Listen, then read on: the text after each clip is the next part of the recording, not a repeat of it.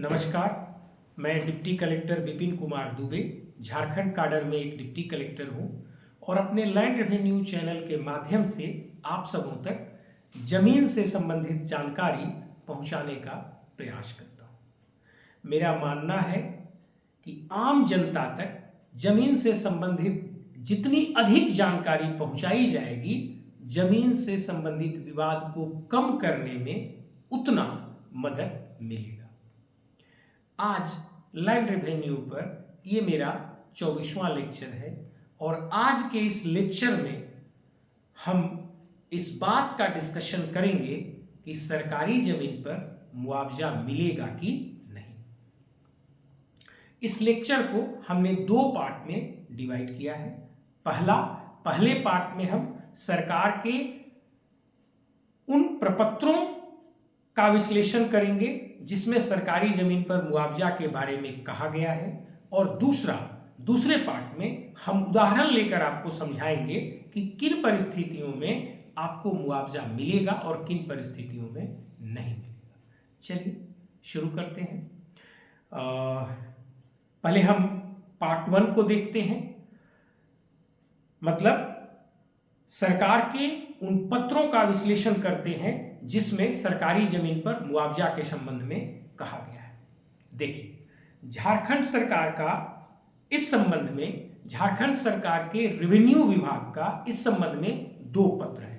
पहला पत्र है पत्रांक 334/रांची दिनांक 14/9/2009 और दूसरा पत्र है पत्रांक 423/रांची दिनांक 12/2/2015। मैं रिपीट कर देता हूं, आप ध्यान से सुन लीजिएगा और रेवेन्यू विभाग के साइट पर ये दोनों पत्र आपको मिल जाएंगे।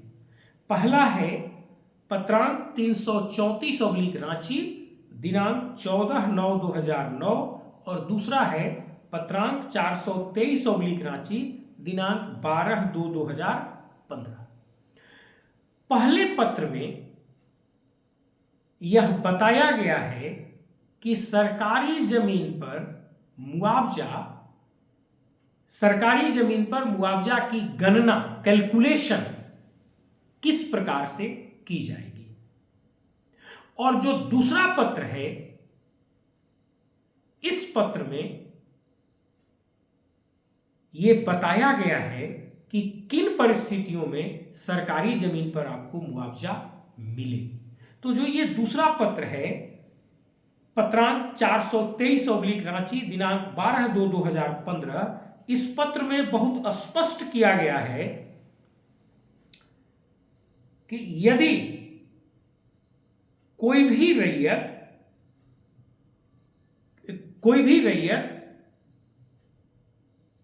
जमीन पर दखलकार हो, मतलब दखल में हो, और रजिस्टर 2 में 30 वर्षों से उसका नाम चढ़ा हुआ हो। मतलब ये दूसरा पत्र कहता है कि यदि सरकारी जमीन पर कोई रैयत दखलकार हो और 30 वर्षों से रजिस्टर 2 में उसका नाम चढ़ा हुआ हो, अगर ये दोनों बातें होंगी तब रैयत को सरकारी जमीन का मुआवजा मिलेगा, यदि उस जमीन का अधिग्रहण सरकार के द्वारा किया जाता है।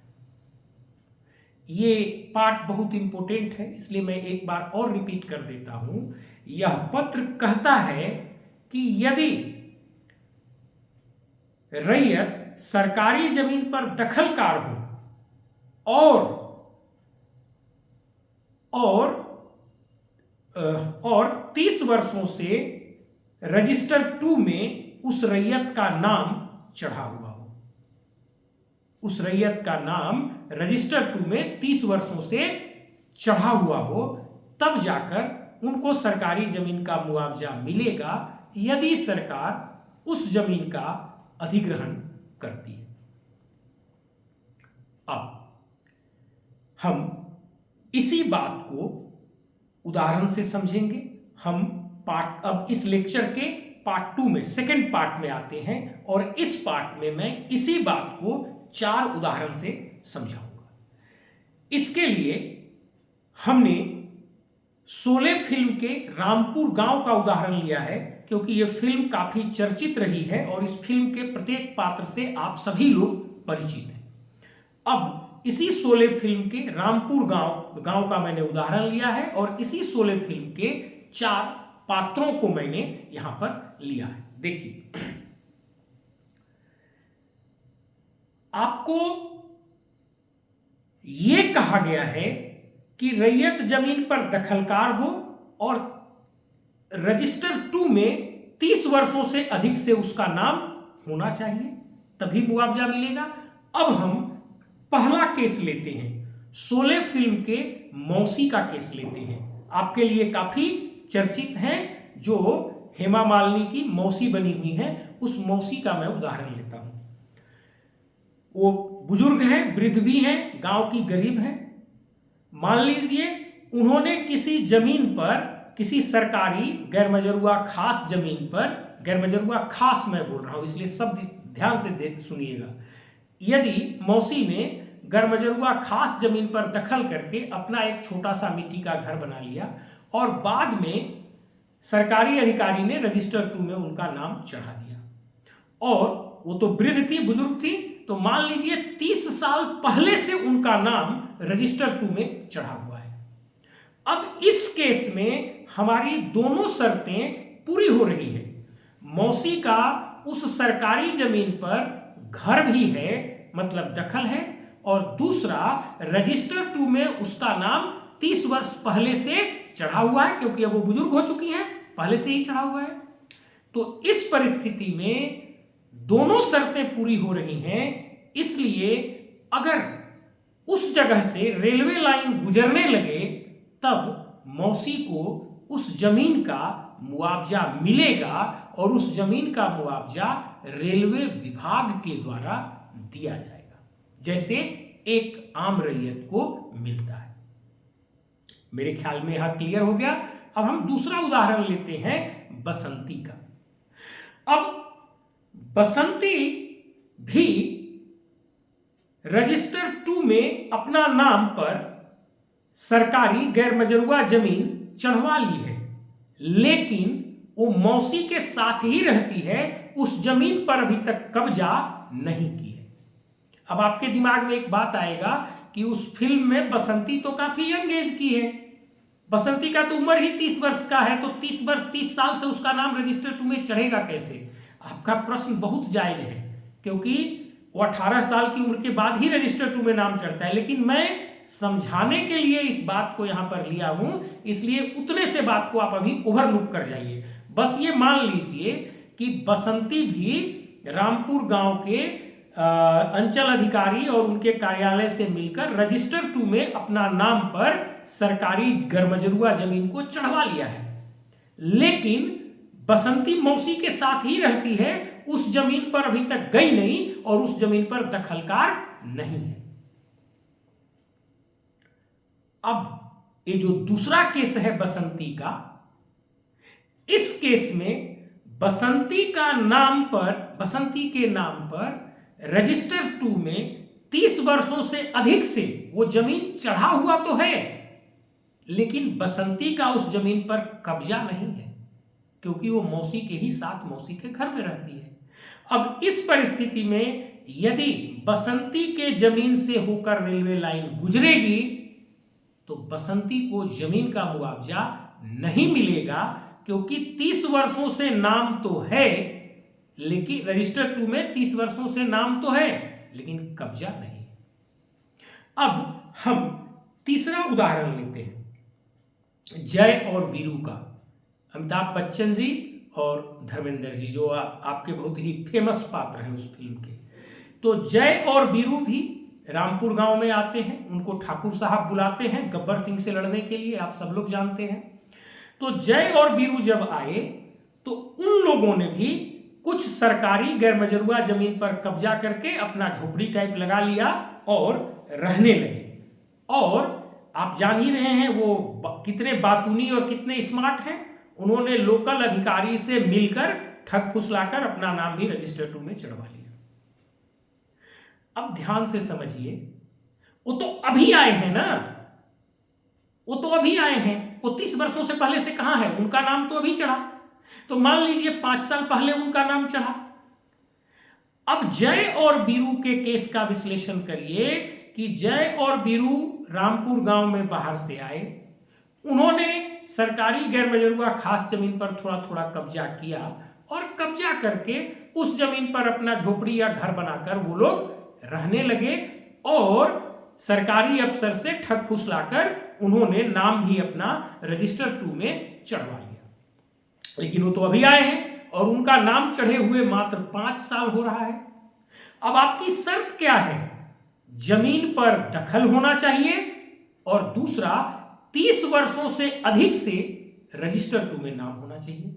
तो जय और बीरू के केस में पहला केस तो फुलफिल हो रहा है, पहली शर्त तो फुलफिल हो रही है कि उनको उनका जमीन पर कब्जा है, वो झोपड़ी डाल के रह रहे हैं, लेकिन उनका नाम जो रजिस्टर 2 में चढ़ा है वो तो पिछले 5 सालों से ही चढ़ा हुआ है।